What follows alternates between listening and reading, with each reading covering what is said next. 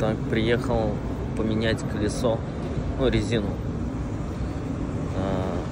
в Лос-Анджелесе. Куда вы думаете? Walmart. Магазин продуктовый. Тут есть такая Walmart Super. И тут есть отдел именно, где резину меняет и масло меняет. Вот. Мне надо одно колесо поменять, потому что я 3 уже поменял, и у меня вот одно осталось старое, оно непонятно какого года. Я уже 2 года на нем езжу, купил с этим колесом, да. Самое интересное, что тут уже, если видно, трещинки пошли.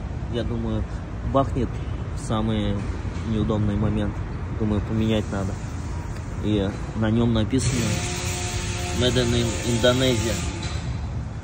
Где-то тут написано. Так. Ну, в общем, вот. Да. Вот. Made in Indonesia, представляете? А вот эти все колеса, которые я поменял уже, на них написано Made in USA.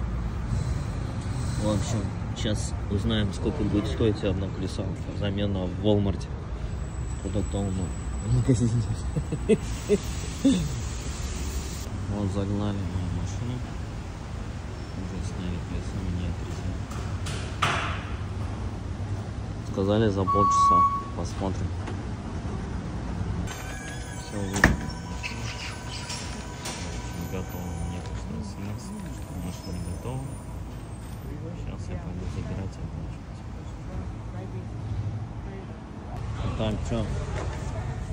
Мне поменяли колесо. Резину тут. Новенькая резина. Получается 35-я неделя, 25-й год. Нормально. И все вместе получилось. Что получилось? 113 баксов 64 цента. Получается сервис вот 15 баксов плюс 2 бакса это Tires fee. 15 баксов это работа. Какие-то еще штата фи.